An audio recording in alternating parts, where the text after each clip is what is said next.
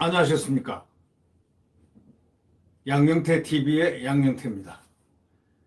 붉은색 구독 버튼을 눌러주시고 엄지척을 해주시면 엄지를 눌러주시면 감사하겠습니다.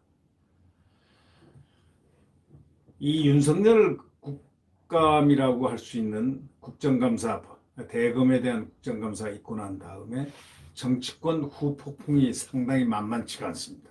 상당한 후폭풍을 가져오고 있습니다. 우선 이 한마디, 정치권을 뒤흔든 윤석열 총장의 한마디가 있습니다. 딱 한마디. 퇴임 후에 국민 봉사하겠다는 그 말이 이 정치권을 강탈을 하고 있습니다. 야당은 야당대로, 여당은 여당대로 그 계산하기에 바쁩니다. 이 여당은 윤석열을 죽이기 위한 여러 가지 방법을 지금 연구를 해낸 결과 공수처라는 것을 꺼내들어서 이낙연은 공수처로 위협을 했습니다. 이낙연 대선 예비주자로서 당대표로서 상당히 조급합니다. 어떻게 그렇게 조급함을 나타내는 사람이 대통령 대선 후보로 나섰다는 건 조금 의아스러운 일일 것 같다. 점점 더 이낙연에 대한 실망감이 많이 올라온다고 하는 국민들이 꽤나 있습니다. 이낙연 처음엔 상당히 괜찮게 봤는데 점점 날이 갈수록 그의 본색이 드러난다. 이렇게 얘기하는 분들이 많습니다. 그러니까 이재명이한테 지금 휘청휘청하고 있지. 이런 얘기도 하고 있는 사람들도 있습니다. 왜? 윤석열 국감이 끝나자마자 한 말이 공수처, 이래서 공수처를 해야 된다. 마치 공수처가 정치적 보복이나 하는 할 수 있는 그런 입을 조할 줄이를 틀 수 있는 그러한 부처인 양 말이죠.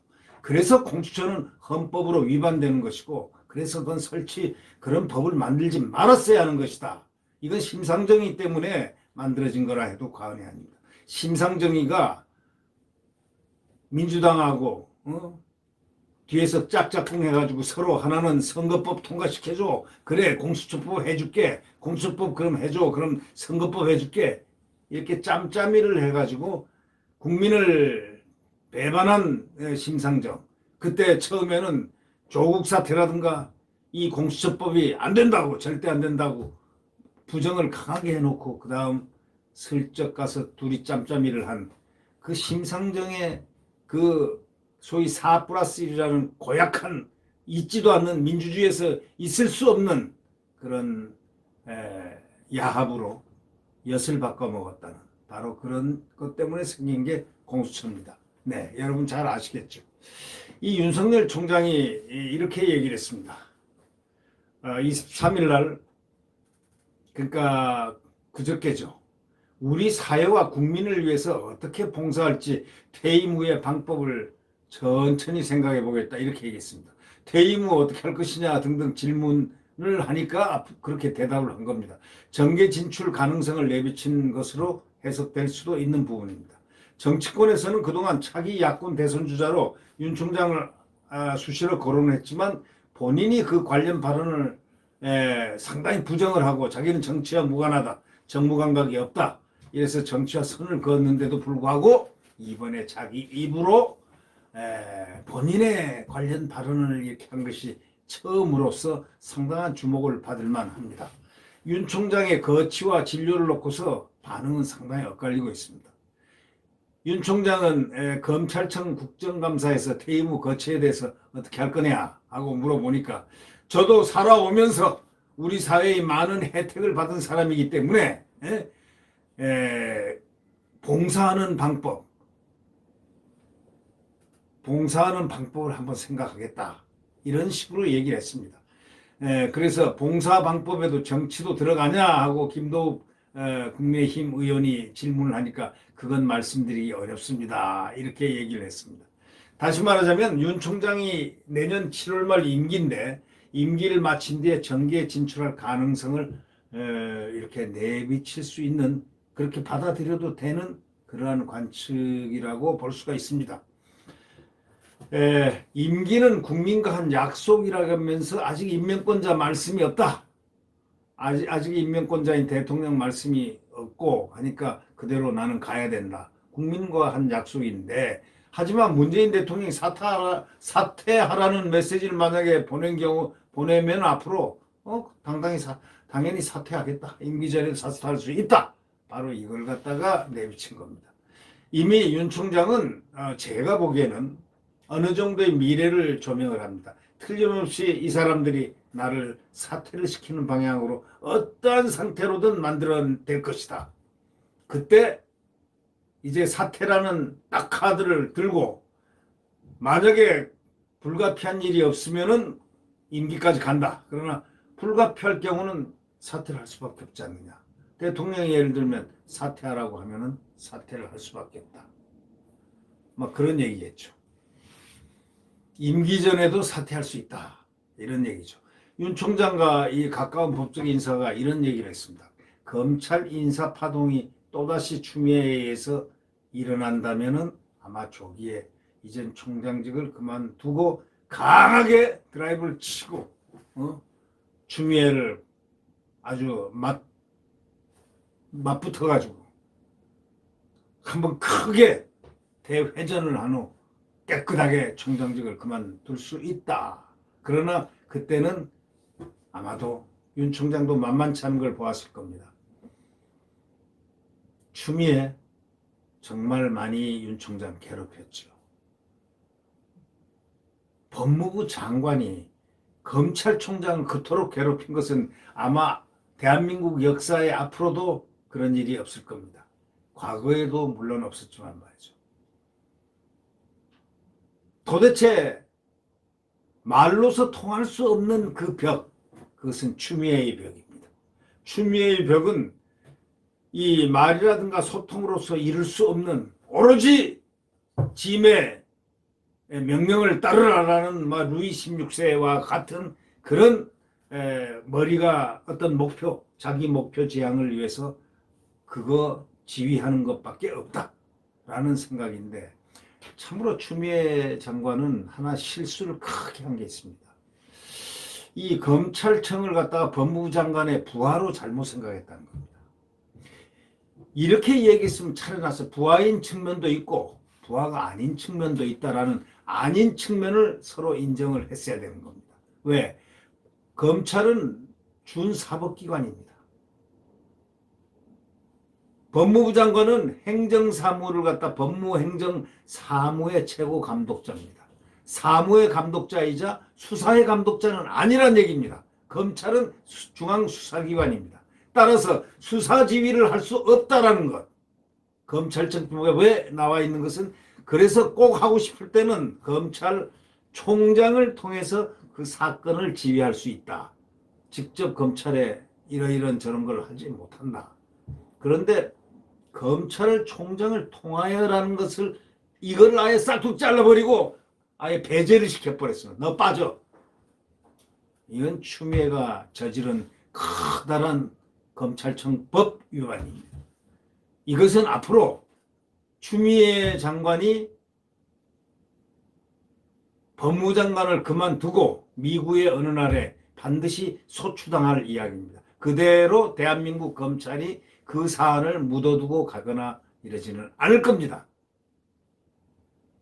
바로 이 점은 이들이 정권을 다시 되찾아오면 그것이 가능할지 몰라도 정권을 빼앗기거나 정권이 이양이 될 때는 생각이 달라진다. 문제가 달라질 것이다. 그런 생각을 해봅니다. 결국 윤 총장과 가까운 법적 인사가 이렇게 얘기했죠. 인사파동이 다시 일어나면 조기에 총장직 그만둘 수 있다. 윤 총장이 임명권자를 말한 것은 자를 때면 잘라봐라 하고 문 대통령에게 공을 던진 거 아니겠느냐 이렇게 얘기했습니다. 문 대통령이 나가라 그러면 나간다는 얘기입니다. 예. 문 대통령이 나간다면 나갈 수밖에 없는 얘기고 임명권자니까요. 임명권자가 그만둬달라.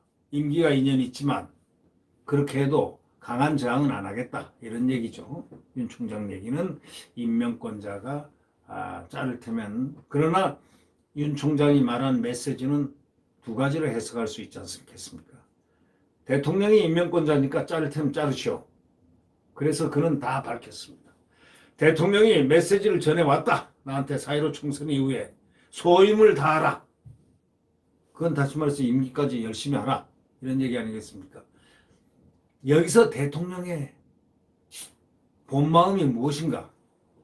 참 이해가 안 되는 부분들이 보입니다만은 그건 나중에 얘기하도록 하겠습니다. 이 더불어민주당은 정치를 하고 싶으면 당장 옷 벗고 여의도 오라 하고 이렇게 말은 하지만 윤석열이가 정치권에 뛰어드는 순간 더불어민주당은 제일 의악하는 뜨악이 될 수 있다. 바로 그걸 알아야 됩니다. 뭐라고 했냐면 더불어민주당은 인격의 미숙함과 교양 없음이 드러났다고 비판을 했습니다. 근데 이 말을 제가 듣고요 웃었습니다. 왜냐? 인격이라는 것을 감히 어떻게 더불어민주당이 얘기를 할 수 있겠는가? 지금 이 사안의 문제점은 추미애와 윤석열을 놓고 볼 때 추미애가 행동을 했던 그 소위 비법치 행동들, 소위 법에 위반된 행동들을 할 때는 그 인격은 괜찮 미숙하고 성숙돼 있고 지금 거기에 대응하고 점잖게 품격을 지키면서 해왔던 그 윤석열은 미숙하다는 그런 말인가? 제가 볼 때는 인격의 미숙함과 교양이 없음이 드러났다고 윤석열을 향해서 비판하는 그 자들이 바로 인격의 미숙함과 교양이 없음을 스스로 드러내는 말이 아닐까? 한번 그렇게 생각을 해봅니다.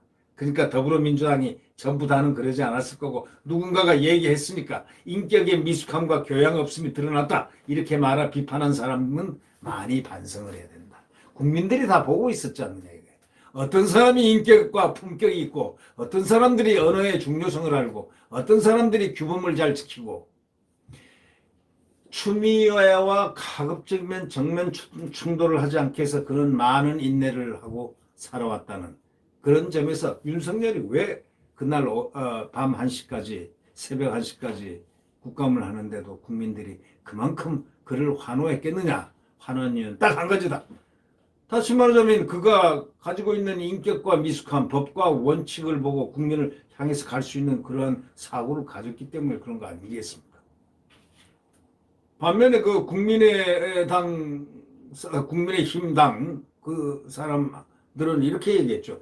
윤 총장이 야권 주자로 올 수 있다 하면서 기대감 보였습니다.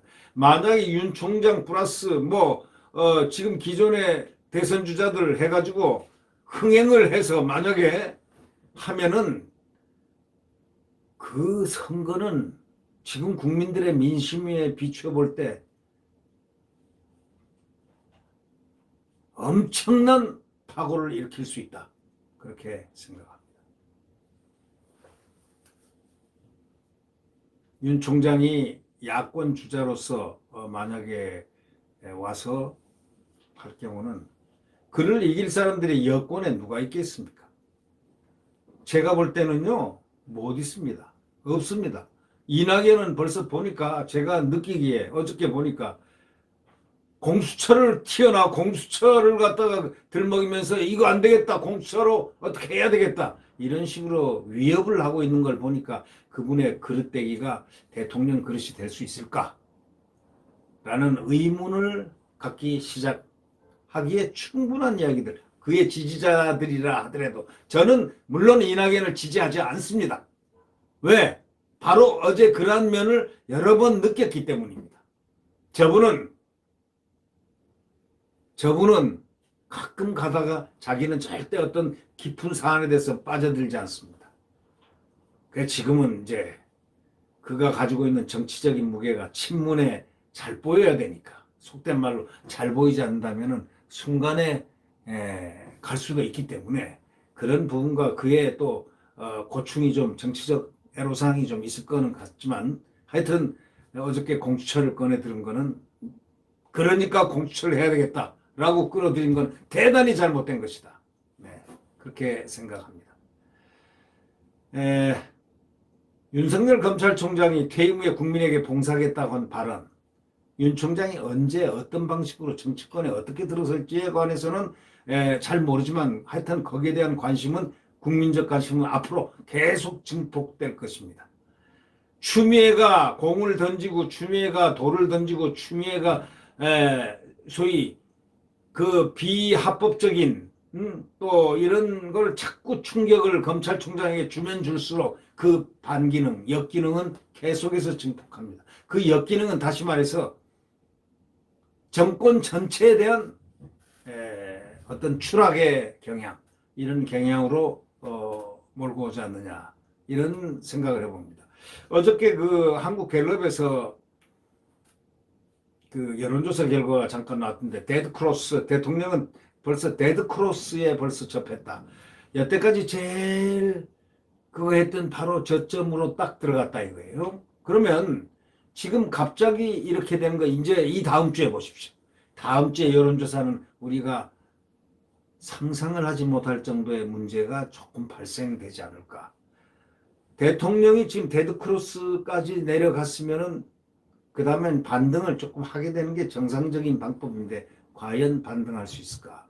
왜냐하면 이게 지금 여론조사가 보니까 그게 포함이 안 돼 있더라. 국감이 포함이 안 돼 있는 것 같으니까 국감에 대한 그 뒤에 후폭풍에 대해서 만약에 다음 여론조사를 한다면 어떤 결과가 나올까 생각도 한번 해봅니다.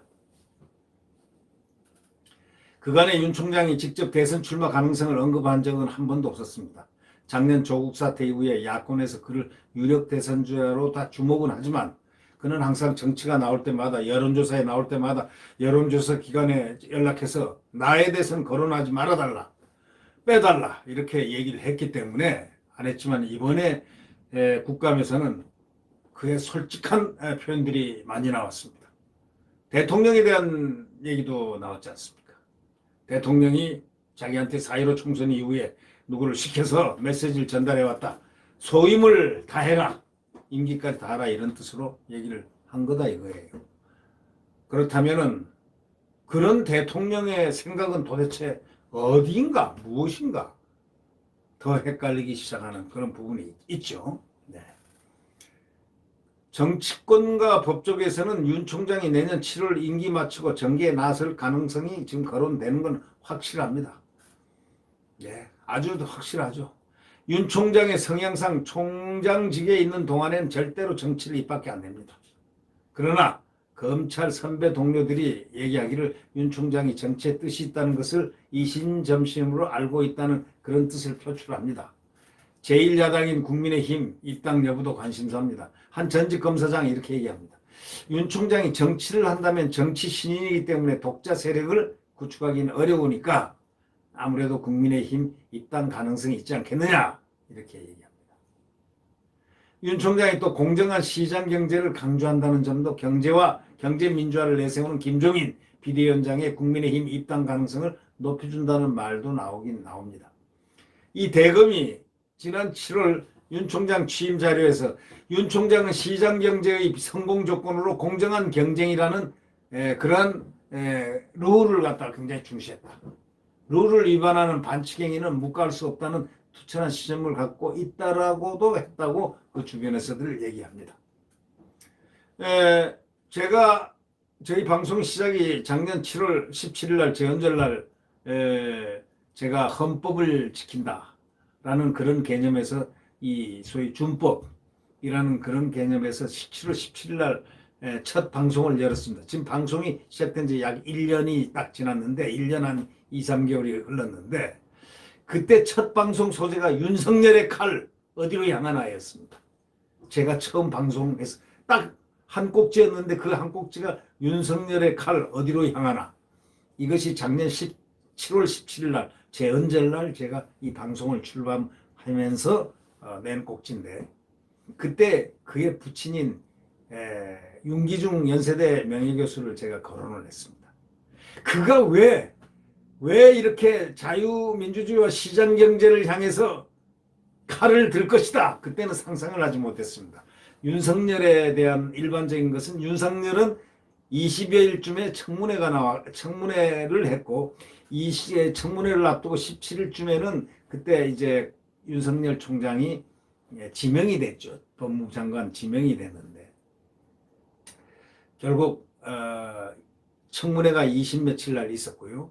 그 다음에 25 5일날 임명장 받고 26일날부터 부임을 했습니다.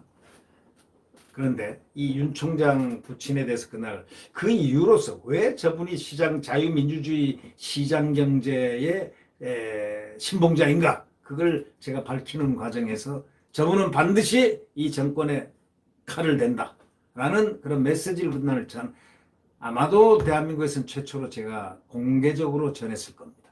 네. 근데 그때 그의 아버지 예를 들었습니다. 그의 아버지가 경제학계 원로인 윤기중 연세대 명예교수인데 상당히 뭐라 그럴까, 강직하고 아주 윤석열과 유사한 그런 품성을 가졌는데 아버지의 아들이니까 DNA를 받았겠죠. 그러나 자유민주주의의 시장경제에 대한 그 신념은 대한민국에서 두 번째가라면 안 될 정도로 강한 경제의 인물입니다. 그분은 한국경제학회 회장도 하고 응용통계학과 주임 교수를 하면서 정말 훌륭한 업적, 그리고 엄격함, 법을 지키는 준수하는 준법, 이런 부분에 아주 훌륭합니다. 네. 그리고 그분은 그 하버드 대학의 밀턴 그 교수의 그 저서인 바로 그런 거, 그 뭡니까, 선택할 자유, Free to Choose라는 책을 서울법대 입학 선물로 그의 아버지가 그에게 주었다는 그런 내용이 있습니다. 그 내용을 소개를 했습니다. 그런데 결국 뭐냐, 지금 윤석열의 모습을 지금 1년 지나면서 이렇게 보니까 저는 개인적으로 아는 바가 전혀 없습니다. 근데 그러나 다른 부분에서는 많이 알고 있다고 생각해요. 왜? 그에 관해서는 제가 연구를 시작한 지가 한 1년여가 넘었으니까 말이죠. 근데 이렇게 보면은 정치적인 목적으로 한 거 아닙니다. 이거는 정치라는 개념을 떠나서 이 정권에 도대체가 숨이 막히는 작년 7월 17일 가까울 때, 그때 감정으로 볼 때 이 정권에서 도대체 믿을 만한 사람이 누군가 라고 봤을 때 윤석열이었다라는, 그래서 지목을 해서 윤석열을 퇴임하러 이 정권에서 반드시 검찰총장이 자유민주주의 시장경제를 지킬 것이다 라고 제가 그때 얘기를 7월 17일 이 방송 개국하면서 첫 꼭지로 내보냈었습니다. 자, 이 윤기중 교수, 그분 훌륭하죠. 그분의 그 DNA를 받아서 자유민주주의와 시장경제, 그에게는 투철한 그에 대한 신념이 있다고 저는 믿고 있습니다. 이 국민의힘 일각에서는 벌써부터 당 영입 추진에 대한 언급이 나오기 시작했습니다. 문재인 정권과 맞섰고 대선 주자 중 새로운 인물로 통하는 윤 총장이 온다면 반가운 일이다, 이렇게 얘기했습니다. 그러나 당 지도부는 일단 선긋기에 나섭니다. 왜? 김민장 이달 기자들과 만나서 퇴임하고 봉사활동을 한다는 건 반드시 정치하겠다는 뜻으로 단정적으로 얘기할 수는 없지 않느냐. 그건 맞는 얘기죠. 윤 총장이 뭐 꼭 반드시 퇴임하고 반드시 정치하겠다는 그런 식으로 단정적으로는 얘기할 수는 없지 않느냐. 변호사들 사회활동으로 봉사활동할 수도 있고 뭐 등등 여러 가지 방향이 있다. 지금 얘기하는 거는 시기상조다, 이런 얘기고, 또 김종인 위원장은 최근 언론 인터뷰 등에서 윤 총장의 정치 입문 가능성에 대해서도 본인 의사에 달렸다. 그리고 주호영 원내대표도 검찰총장은 정치와는 사실 담을 쌓아야 되는 사람인데 오해받을 수 있는 해석의 여지를 남긴 발언은 좀 잘못했다고 본다, 이렇게도 얘기합니다. 검찰총장은 그 직무에 충실해야 한다, 이렇게 말을 했습니다. 약간 다소 견제가 섞인 얘기입니다. 네. 그러나 주호영 말이 틀린 건 아닙니다. 주호영 말도 맞고 김종인 말도 맞고 그렇습니다. 그거는 아직 미지의 이야기 때문에 윤석열을 갖다가 다음에 차기의 정치라는 그런 변수로 두고, 상수를 두고 얘기할 필요는 없습니다. 다만 자유민주주의 대한민국을 지금 현재 강력하게 지켜나가고 유지시킬 수 있는 동력의 하나의 불씨로서는 누구인가 라는 관점에서 윤석열을 바라보면 그걸로서 됩니다. 그 다음 얘기는, 그 다음 진전에 따라서 내일을 모르는 것이 정치 상황입니다. 내일을 우리가 예측할 수 없는 것, 그때는 정치권이 제도권에서 알아서 잘 정치권이 풀어나갈 그런 문제고 또 국민의 관심의 초점이 어디로 갈 것인가에 대한 문제가 바로 큰 문제가 되기 때문입니다. 네. 제가 보기에도 윤 총장이 검찰총장 직무에 충실하기 위한 얘기를 한 것입니다. 그 흔히들 물을 때 앞으로 뭘 하겠느냐, 사회 혜택을 받았으니까 사회 봉사를 하겠다. 이 얘기는 누구나가 나올 수 있는 일반적 얘기, 일반성을 특수화시킬 필요는 없다 지금. 다만 윤 총장이 지금 나라를 지키고 있는 버팀목으로서의 역할을 하고 있다. 그 사실에 우리는 상당한 안도를 한다. 바로 이런 부분이 중요한 얘기가 되겠습니다. 정치적 해석은 아직 할 필요는 없다. 진중권 교수 이른바 그 소위 조국 흑사에 참여했던 사람들, 제3지대에 있는 사람들, 이 사람들은 윤 총장에 대해서 지속적으로 우호적인 지금 입장을 밝히고 있습니다. 지금 지난 1월 달에 그 리서치 여론조사에서 윤 총장 지지율이 10.8%로 2위로 갑자기 딱 나오니까 페이스북에다가 정치할 분은 아니다 이렇게 전제를 해놓고 추미애 장관 행여 이분이 대통령 되시면 너희 다 죽을 것이다 이렇게 써가지고 굉장히 센세이셔널한 적이 있었습니다. 진중권 교수가 그렇게 썼습니다. 추미애 장관 행여 이분이 대통령 되시면 너희 다 죽을 것이야 이렇게 쓴 사람이 바로 누구냐? 진중권 교수입니다. 조국서의 한 저자는 이렇게 얘기했습니다. 이 조선일보하고 전화통화한 그 부분이 언론에 떴는데요. 윤 총장을 긍정적으로 평가한다. 그러면서 반문을 기치로 뭉친 뒤에 야권이 연대해가지고도 연대하면 참 좋을 것 같다. 그러니까 야권은 다 연대를 해야 됩니다. 나중에. 이 야권에도 이 좋은 제목들이 많지 않습니까? 지금 이 국민의힘에 밖에 있는 예를 들면 홍준표라든가 홍준표 또 뭐 원희룡 또 뭐 많죠. 오세훈 이 자료들이 상당히 많습니다. 저 대한민국에는 지금 훌륭한 자료들이 많습니다. 그리고 뭐 아닌 말로 지금 뭐 삼선을 마치고 이번에 딱 그거 하신 뭐 김용태 의원이라든가 또는 저기 누굽니까 김병준 의원이라든가 이 훌륭한 분들이 이 야당의 제도권에 엄청 많습니다. 네. 그렇기 때문에 나중에 이렇게 그 윤석열 총장이 언젠가 국민들이 정치를 하라는 그런 함성이 있을 경우에는 언제라도 그때가 바로 언제일까? 바로 그런 것이 문제이고 또 그의 마음이고 그 시대적인 소명 뭐 이런 거 어울려 있기 때문에 일단 정치적인 이런 부분의 문제는 할 필요 없다. 얘기할 필요 없다. 다만 그가 액면 그대로 윤 총장이 말한 그대로 사회에 봉사를 하고 싶다. 이렇게 이 정도로 받아들여 주는 게 어떻겠느냐.